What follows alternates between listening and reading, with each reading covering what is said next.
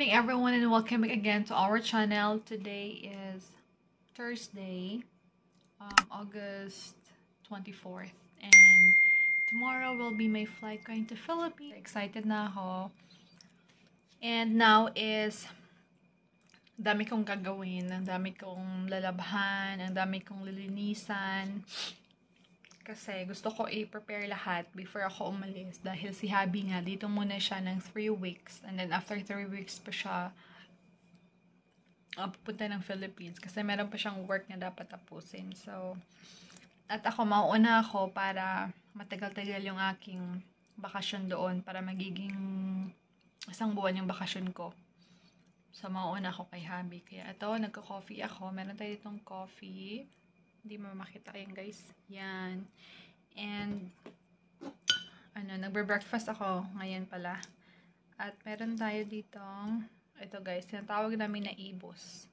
So, ito po yung breakfast ko. And then, after ay gagawa na ako ng gawaing bahay. Para pag alis ko, malinis na. Tapos, gagawa ako ng pagkain ni Habi. Kasi, hindi ko alam kung ano kakainin niya habang wala ako dito. Sabi niya kasi sa akin, mag-noodles na lang daw siya para makatipid. Kasi 'di ba kapag nasa Pilipinas ka, kailangan ng allowance doon dahil hindi naman pwede na hindi ka kakain doon. So, ayun. Pero gagawan ko siya ng lumpia at saka i-froze ko lang para in case na nagutom siya, pwede niya lang yun ilutuin. So, madami-dami tayong gawain today, guys. Tara, samahan niyo ako at tulungan niya ako. Kaya maglinis at paulit-ulit, diba? So, yeah, and then tomorrow, kasi tomorrow work from home si Habi. Tapos hanggang 3 lang siya. Nag-advance overtime na siya the other day, para tomorrow, around 3, diretso na kami ng airport.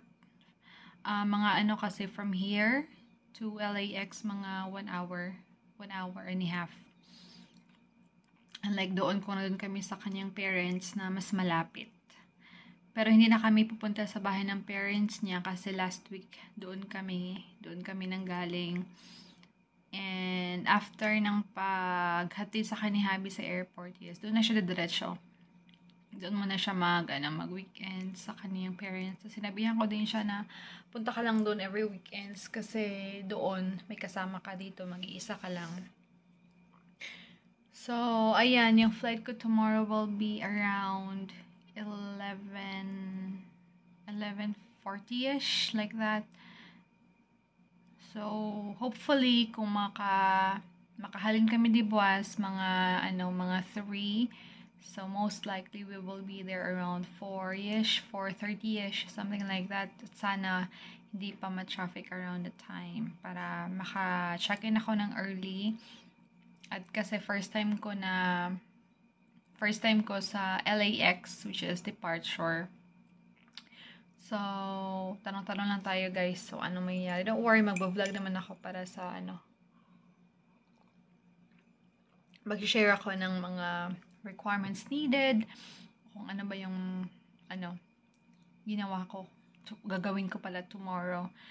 So, ayun, mag-breakfast muna ako, guys. And then, babalikan ko kayo. Ito na po guys, yung ating lumpia. So, meron tayo ditong ground beef, tapos nalagyan ko ng carrot, tapos itong onion, tapos green onion, at saka yung cilantro, and salt at pepper. Tapos lagyan ko later ng cheese. At ito yung ating lumpia wrapper. Yan. So, gagawa tayo ng lumpia para iwan natin dito sa kay Habi. Pero parang konti na lang po, guys. So, tingnan natin kung ilan later yung magawa natin na lumpia. So, ayan. See you again later. 1 hour later. Ito na lang yung laman ng ating freezer. Yung marami pa tayong agogo. Ubusin to ni Dudong. Tapos, ito yung ginawa kong lumpia, guys. O, yan. na-freeze na siya. So, kung gusto niyang kumain, lulutuin niya lang. So, may tatlo lang. Kundi lang kasi yung lumpia wrapper natin. So, bali 15 to. Tatlong kainin niya to. Mag-luggage reveal tayo, guys. So, ito lang po yung luggage ko. Isa lang siya. Tapos, ayan na.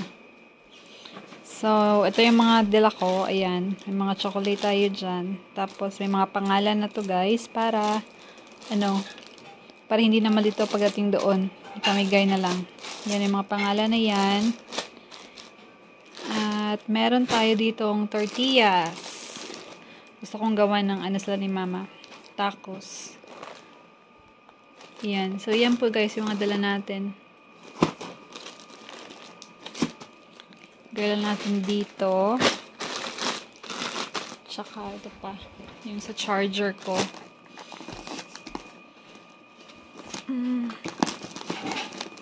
Yan. At tsaka ito. Gala natin dyan. Tapos sa side na to is yung ating damit. So, ito. Yan. Mga damit. Damit ko to, guys. Tapos ito lang gagamitin ko para sa aking tutorial. Yan, tapos of course, napkin, tapos mga gamot. Yan. Yan lang po yung ating dala. O, diba? Isang maleta lang, guys, ang ating dala pa uwi ng Pinas.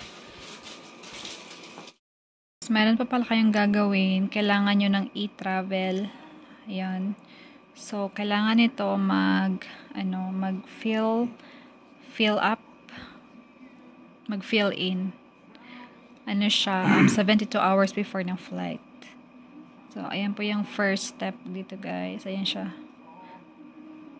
Ayan po mga information na kailangan i-fill in. And then, ito yung second step. Tapos, yan yung third. Ito pala yung third, sorry. Tapos, yan yung fourth.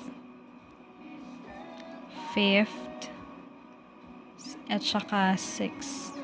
Tapos, magbibigay na sila sa inyo ng summary. And, ayan na. Yan po yung QR code na gagamitin pag dating doon sa airport. Hanapin daw to. So, kailangan kayong mag-download or mag-check ng e-travel. Tsaka mag-fill in.